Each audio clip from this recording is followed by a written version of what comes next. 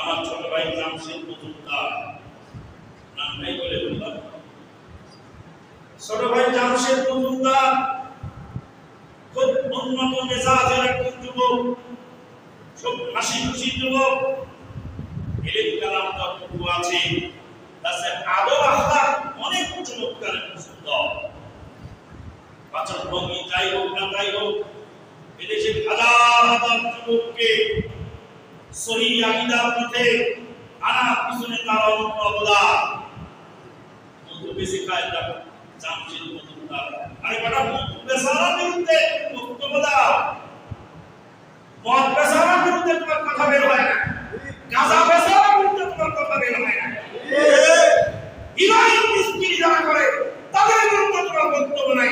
মধু বেচে খায় ৫ বছর আগে, তাবিজ তো বেচে না, মিলাদ তো বেচে না, বেদাত ধর্মকে তো বেচে খায় না, মধু বিক্রি করে ভালো, খেজুর বিক্রি করে ভালো, বিক্রি করে। আশ্চর্য হয়ে যাবে তার আদব আখলাক দেখে।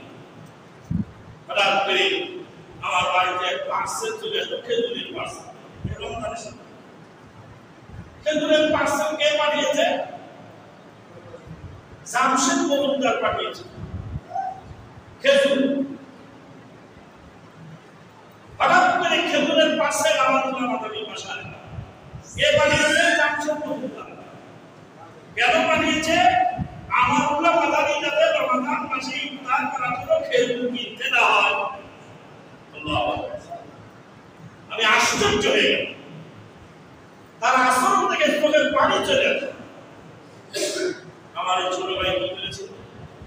বলে, যে ইমাম তোমাকে ঘর থেকে মসজিদে আনতে পারে না,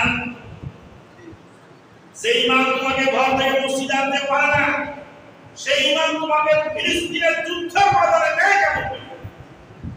ইমামের বলে বলিয়ান হয়ে তোমার যুদ্ধের ময়দানে যায়, ইমামের বলে বলিয়ান হয়ে তোমার মসজিদে যায়।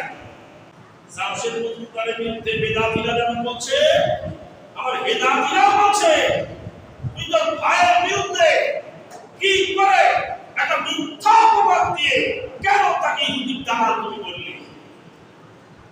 জামশেদ মজুমদার শেষকালে বলে দিয়েছে, বলেছে আমার কথাতে এত তাফসীর আমি বুঝতে পারিনি, তবে তাফসীরের ফয়সালা হবে আহকামুল হাকিমিনের দরবারে। আলাইহিসসাল্লাহু বিআহকামিল হাকিমিন।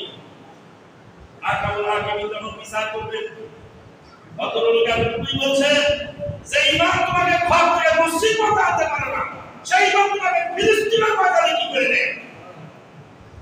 বাটা কোম্পানির জুতা চুরি করো আর ঘরকে দোহাই দাও। ইহুদি হবে না